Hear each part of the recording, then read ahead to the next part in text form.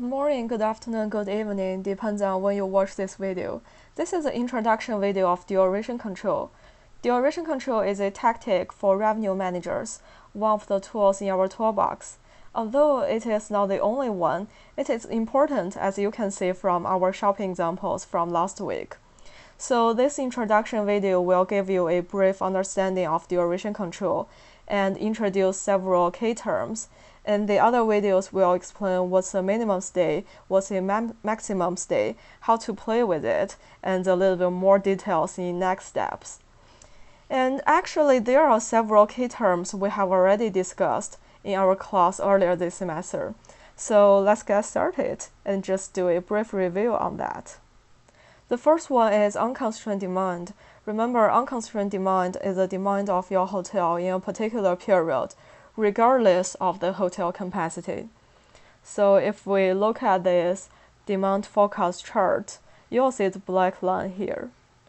So this represents your hotel capacity, and we can tell this hotel has 110 rooms. However, on the Monday night, the demand forecast it looks like 130, maybe due to a special event in town. And then your unconstrained demand will be 130 on Monday night. So why knowing unconstrained demand is important to revenue management? Because the unconstrained demand helps you to know that your hotel will have a chance to be sold out.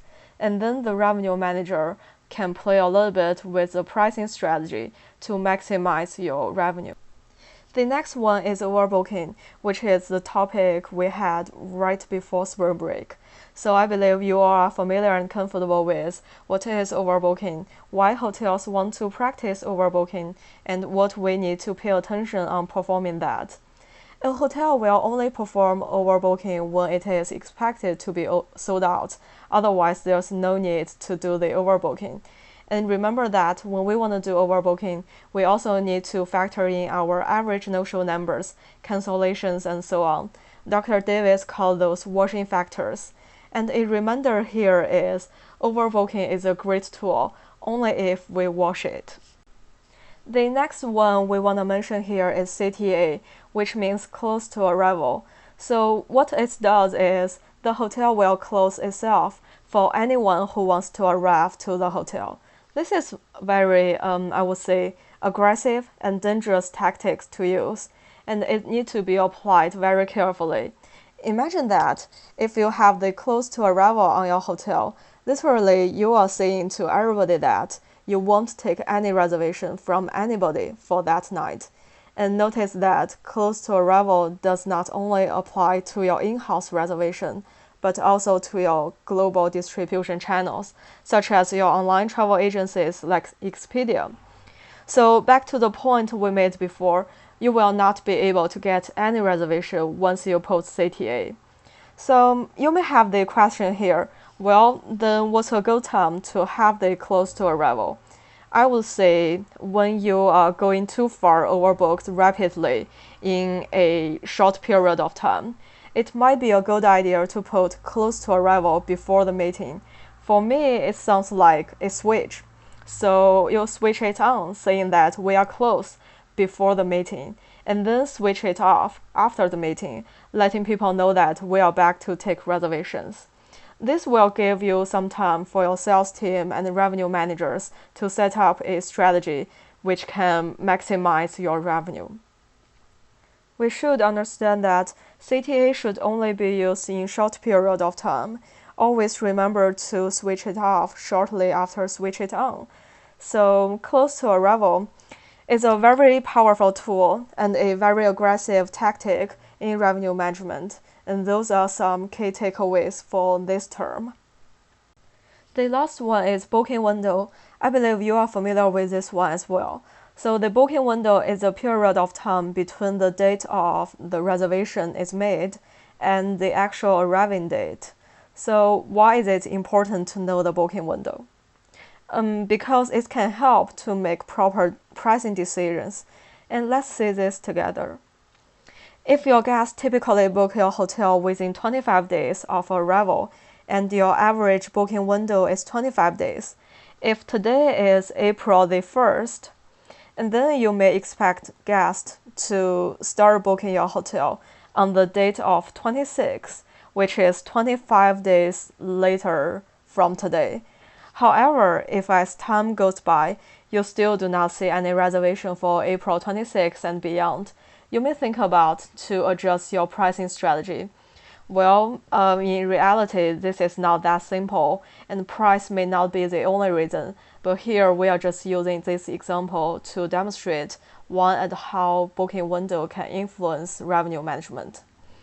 And now let's switch the gear, take a look of the forecast demand chart and getting to know how to read it.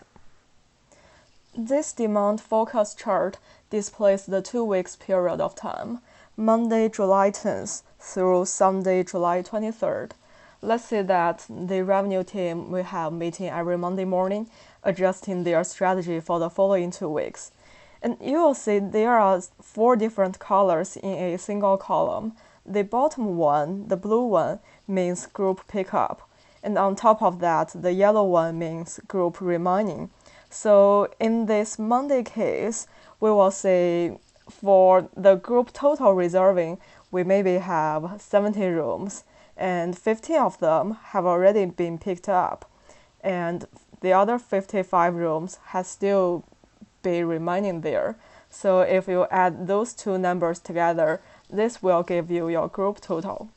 And on top of that, you'll see the green color, which means transient, and this means confirmed transient guest reservation.